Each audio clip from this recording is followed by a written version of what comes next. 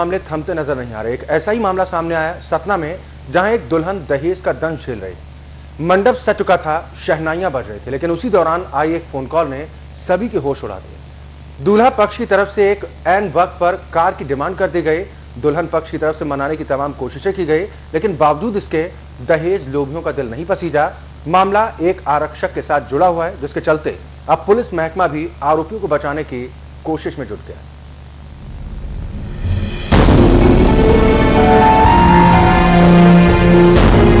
एक और दुल्हन दहेज का दंश झेल रही है। इस बार दहेज का दानव सतना में दिखा, जिसने एक कार के लिए कर दिया शादी से इनकार। सीधी कैंप के चारों तरफ शगुन के गीत गाए जा रहे थे। दुल्हन सज धज कर तैयार थी। मंडप सज चुका था। बैंड बाजे वाले सुरताल मिला रहे थे। पिता ने जिंदगी भर की गाढ़ी कमाई को बेटी पर लुटाकर हैसियत से ज्यादा शादी की चकाचौंध में लगा दिया। अब सभी को इंतजार था दूल्हे राजा का। शादी का वक्त नजदीक आ रहा था, लेकिन तभी दुल्हन के मोबाइल पर घंटी बजी। इस कॉल ने दुल्हन के साथ जन्म के सपने को पल भर में चकनाचूर कर दिया। कॉल किसी और की नहीं बल्कि खुद दूल्हे राजा की थी। सुबह से वो फोन लगा रहे थे, बार बार मुझे परेशान कर रहे थे, कुछ भी काम नहीं करने दे रहे थे और बोल रहा था कि नहीं, मतलब बारातियों का स्वागत अच्छे से होना चाहिए, दहेज में 4 व्हीलर चाहिए हमको। इतना हम नहीं दे पा रहे थे। फिर हमने कहा कि हमको ये शादी नहीं करनी है, मुझे तुम जैसे लड़के से शादी नहीं करनी। तो उसने कहा कि अगर नहीं करोगी तो मैं मुँह में तेजाब फेंकूंगा। दरअसल दूल्हे राजा को दहेज में कार चाहिए थी। इस फोन कॉल के बाद शहनाई की आवाज अचानक गुम हो गई और लड़की के घर वाले हक्के बक्के रह गए। किसी को कुछ नहीं सूझ रहा था। लड़की के पिता ने दूल्हे के घर वालों को मनाने के लिए काफी कोशिशें की। लाख मिन्नत और गुजारिश करने के बाद भी बात नहीं बन पाई। जब कोई रास्ता नहीं बचा तो लड़की के पिता ने थाने में जाकर शिकायत दर्ज कराई। अब यहाँ से एक और परेशानी शुरू हो गई।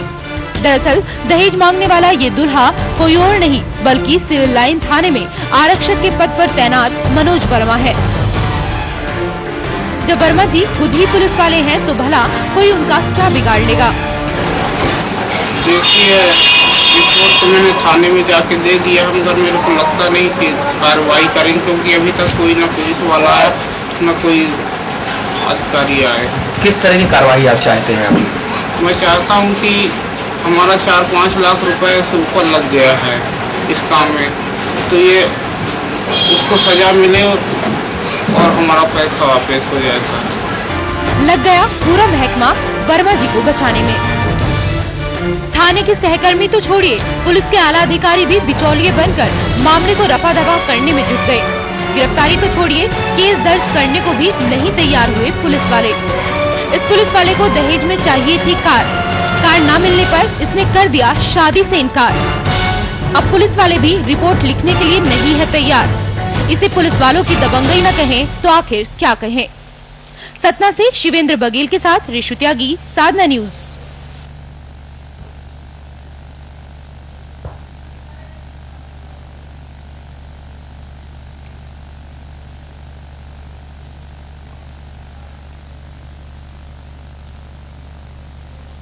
जी, इस बार दहेज का दानव है वर्दी में, और यही वजह कि पुलिस महकमा अब इस आरक्षक को बचाने की कोशिश में भी लग रहा है। पीड़ित अनीता इस वक्त हमारे साथ फोन लाइन पर जुड़ रही हैं।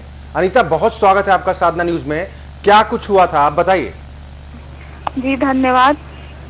हुआ ये कि कल जब मैं तैयार हो रही थी, उसके पहले ही सुबह से ही फोन आने लग गया उस लड़के का। तो उसने कहा कि मुझे दहेज में 4 व्हीलर चाहिए। तो मैंने कहा नहीं, हमारे पापा की इतनी हैसियत नहीं है कि हम दे पाएंगे जी।